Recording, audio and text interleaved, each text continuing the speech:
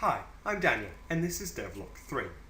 The prototype submission is in a couple of days, and we've been frantically trying to get everything ready for that, so honestly, I forgot to do one of these last week, so this is a kind of retroactive going back.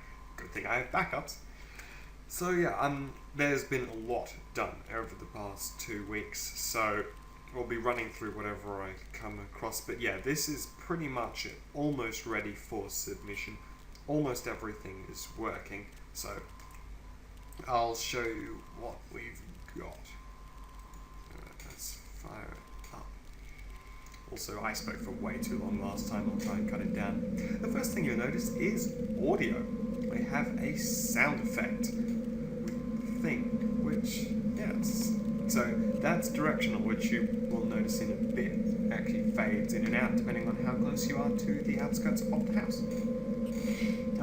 Where you can see the sort of vague setup for what the tutorial zone is probably going to be. I've been working on my mechanism a bit more. Oh, and there's a nice little blood splatter here to make it unpleasant for everyone involved. So I'll just run through what our sort of tutorial zone is currently looking like. You will notice this large pink thing. This is Voidstuff. Its plot device and acts as sort of impassable walls that the player removes as part of their primary gameplay loop. This door, no entry through here. I think that was there last time.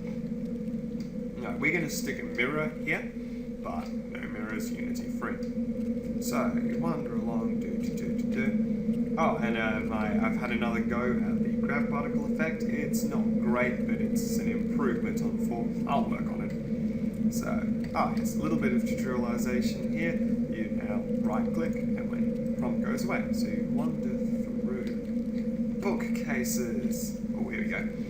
Cutscene. I mentioned these last time, so now you've got the whole fade in, fade out thing with the creepy text. You scroll up and the prompt disappears, so the player now knows what they're doing. I'll wander along to the study, which has more proper objects. This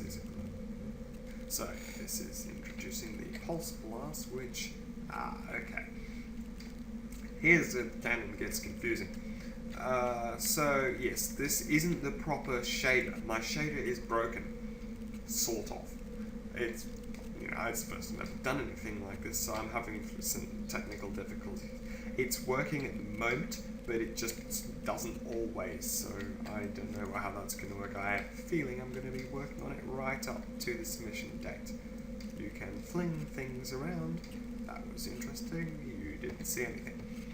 Alright, so, you got these nice little picture frames here that have been flipped together, so that's that. Let's just have to keep on wandering through.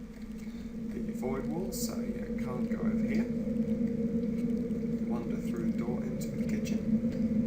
And we get some more text. The knife draws power from you. This is hopefully teaching the player that, hey, your knife recharges when it's in you. So, hence the funky particle effect. Yeah. Thanks to Sean Fitzpatrick, that particular suggestion, it helps a lot. As in, people weren't getting that it recharged. And now, a new thing. We have Google at the staircases and this weird-ass log thing. It's missing. We're still working on the text, but this way is now open here. But the general gist is that you've got to find an object and stick it in here. That is the wrong object. Thank you, placeholder particle effect. So you wander back to the start. You can sprint too. That's a new thing.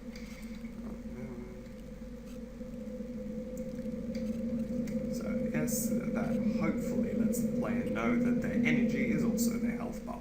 We're working on the text, and that's not great yet.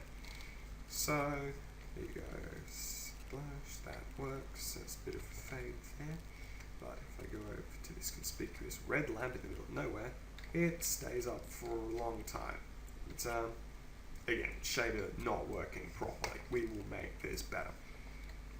So, you go, yes, at the moment you can't sprint whilst holding object, presumably because the collider is colliding with you.